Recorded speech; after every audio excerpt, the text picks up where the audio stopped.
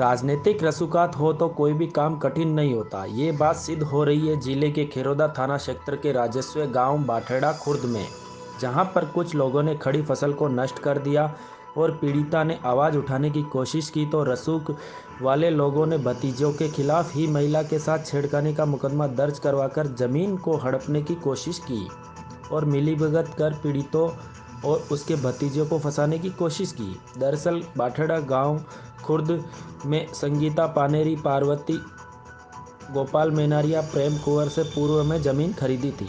संगीता पानेरी ने एक अन्य महिला के साथ 16 नवंबर 2021 को अपनी ही जमीन पर गेहूं की बुआई की, लेकिन एक दिन बाद जमीन को हड़पने की नीयत से गणपत सिंह, रघुवीर सिंह, हुक्मीचंद पानेरी और रतन कुंवर बिना अनुमति के प्रवेश किया और बुआई की गई फसल को नष्ट कर दिया। इसके अलावा खेत को नष्ट करने की कोशिश की। इसके बाद 18 नवंबर को खरोदा थाने में जाकर पीड़िता संगीता पानेरी और पार्वती ने इन चारों के खिलाफ रिपोर्ट दी, लेकिन इनके राजनीतिक रसूख होने के चलते पुलिस ने इनके खिलाफ कोई कार्रवाई नहीं की। इसके बाद इन चारों ने मिलकर संगीता पानेरी और उसके भतीजों और पार्वती को फंसाने के लिए महिला छेड़खानी का प्रकरण दर्ज करवाकर पीड़िता और उसके भतीजे से कम कीमत में जमीन हड़पने का कोशिश की। इतना ही नहीं, पूर्व में जांच कर रहे अधिकारी को भी इन रसूख वाले लोगों ने बदलवा दिया ताकि जांच अधिकारी इन चारों को पक्ष में ले सके। अब खैरोदा थाना पुलिस पीड़िता के भतीजों को गिरफ्तार करने की कोशिश कर रही है।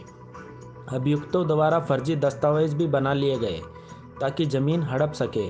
ऐसे में बुधवार को पीड़िता और उसके भतीजे पार्वती ने प्रेस कॉन्फ्रेंस कर मीडिया के माध्यम से जिला पुलिस अधीक्षक से मांग की कि इन चारों के खिलाफ प्रकरण में निष्पक्ष जांच कराए।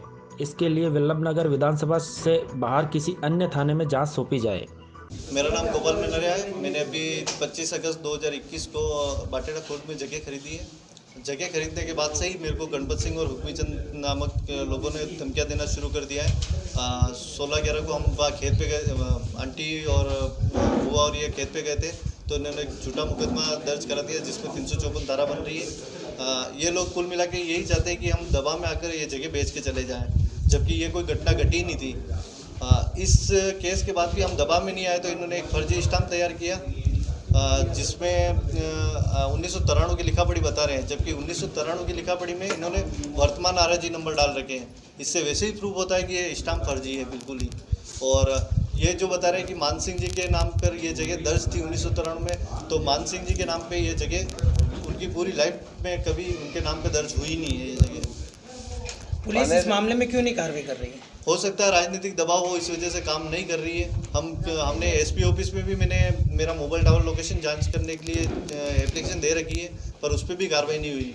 भगवान लाल जी को मैंने पर्सनल दी है, उस पर भी कार्रवाई नहीं हुई। उनका कहना है कि मैं मेरे हिसाब से काम करूँगा और मेरी ओर से फाइल कंप्लीट है, मैं आपको गिरफ्तार करूँगा, भले आप निर्दोष हो कुछ भी हो। हमारे पास एविडेंस पड़े, 5 घंटे की CD रिकॉर्डिंग पड़ी है, उस चीज़ को भी उन लोगों ने अवॉइड किया है।